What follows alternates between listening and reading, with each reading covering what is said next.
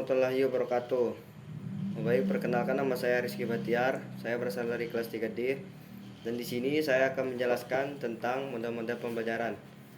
Yang pertama yaitu PBL atau Problem Based Learning. Jadi PBL ini adalah pendekatan pembelajaran yang menggunakan masalah nyata sebagai konteks bagi siswa untuk belajar. Konsep dan prinsip dalam PBL, siswa bekerja dalam kelompok untuk mencari solusi. Adapun contoh pembelajaran PBL di mata pelajaran IPA di kelas 2 SD. Adapun penerapannya, PBL dapat diterapkan pada materi yang sederhana maupun kompleks. Untuk materi yang sederhana, PBL dapat diterapkan dengan lebih mudah. Adapun langkah-langkah PBL yaitu yang pertama, mengorientasikan siswa pada masalah. Yang kedua, mengorganisasi siswa untuk belajar. Dan yang ketiga, membimbing penyelidikan individu maupun kelompok. Dan yang keempat, mengembangkan dan menyajikan hasil karya. Dan yang terakhir, menganalisis dan mengevaluasi. Adapun model pembelajaran yang kedua yaitu PJBL atau Project Based Learning, adalah pendekatan pembelajaran yang berpusat pada siswa, di mana siswa belajar mengembangkan proyek nyata dan menyelesaikan tujuannya untuk mengembangkan pikiran kritis, kreativitas, kolaborasi, keterampilan, dan memecahkan masalah. Adapun model pembelajaran yang kedua yaitu model pembelajaran PJBL atau Project Based Learning. PJBL adalah model pembelajaran yang menggunakan proyek nyata dalam kehidupan untuk membentuk penguasaan kompetensi. Model ini dapat diterapkan di lembaga pendidikan tingkat dasar bahkan PAUD. Contoh penerapan PJBL ini dalam mata pelajaran IPS di kelas 2 SD.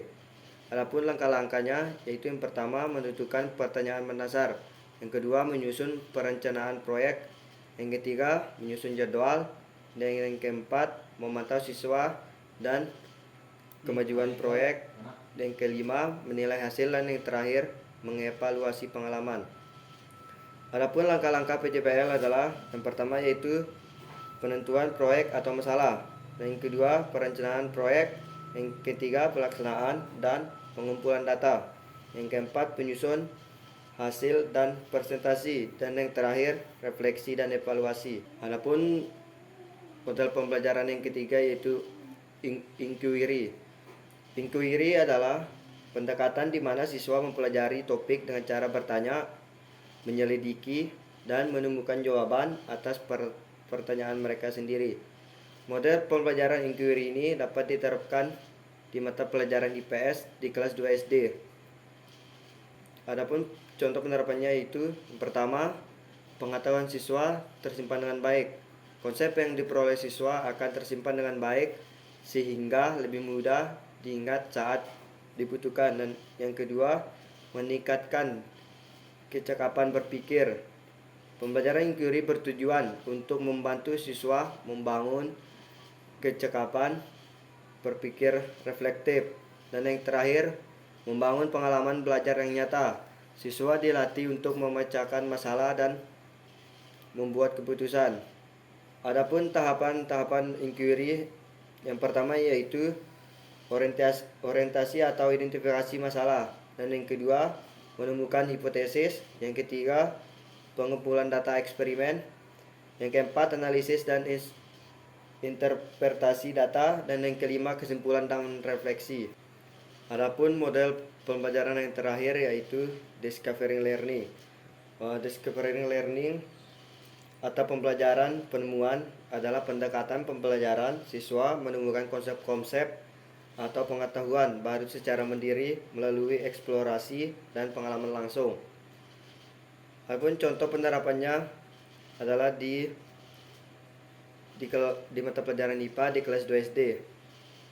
Model pembelajaran ini menggunakan proses intuitif untuk memahami konsep, arti, dan hubungan, dan akhirnya sampai pada suatu kesimpulan.